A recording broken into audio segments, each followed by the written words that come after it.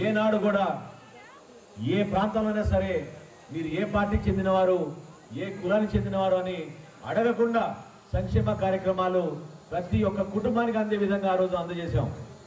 పక్కా గృహ నిర్మాణం కానివ్వండి, గ్యాస్ విషయంలో కానివ్వండి, పెన్షన్ల విషయంలో కానివ్వండి, రేషన్ కార్డుల విషయంలో కానివ్వండి, ఎప్పుడు లేని విధంగా చిన్న వయసులో పాపం వితంతులు ఓసీలు కావచ్చు, ఎస్సీలు కావచ్చు, బీసీలు కావచ్చు, ఎస్టీలు కావచ్చు, ఎవరైనా సరే చిన్న వయసులో భర్తలు కోల్పోతే వాళ్ళకి 35 కిలోల బియ్యం అందించి ఒక సహాయం ప్రభుత్వం నుంచి తీసుకురాగలిగాం. ఈ కార్యక్రమాలు చేసింది సమాజంలో ఒక మార్పు తీసుకురావాలి. ప్రభుత్వం అంటే జవాబుదారీతనం ఏంటో, ప్రభుత్వం నుంచి ఎన్నికైన ఒక ప్రజాప్రతినిధి ఏ విధంగా మీ ముందు కష్టపడి పనిచేయాలో చూపించడానికి కోసం రాష్ట్ర వ్యాప్తంగా ఆదర్శవంతంగా బ్రతకాలనే ఒక తపనతోటి చేసిన ప్రయత్నం అది.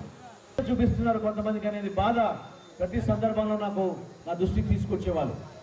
కొలిపరి మండలాన్ని నేను ఏ రోజు మర్చిపోలేదు. ప్రభుత్వంలో ఉన్నా లేకపోయినా కూడా తెనాలికి వచ్చిన ప్రతి పర్యటనలో కూడా నేను కొలిపరి మండలానికి వచ్చాను.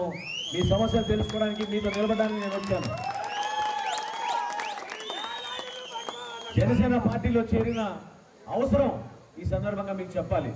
ఎందుకంటే చాలా మంది మిత్రులకి అర్థం కాలేదు ఏంటి ఇటువంటి నిర్ణయం తీసుకున్నారు మనోహర్ గారని.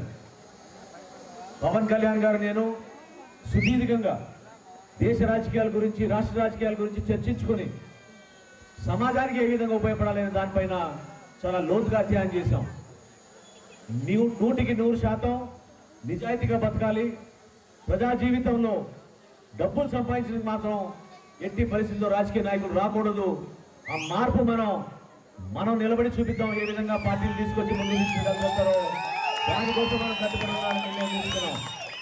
ప్రతి యువతకు ఉపాధి కల్పించే విధంగా, ప్రతి మహిళకి ఒక భరోసా కల్పించే విధంగా, ప్రతి వృద్ధుడికి, రైతాంగంలో ఉన్న రైతుకి అందరినీ కాపాడే విధంగా జనసేన పార్టీ ఒక చక్కటి ప్రణాళిక రూపొందించాం.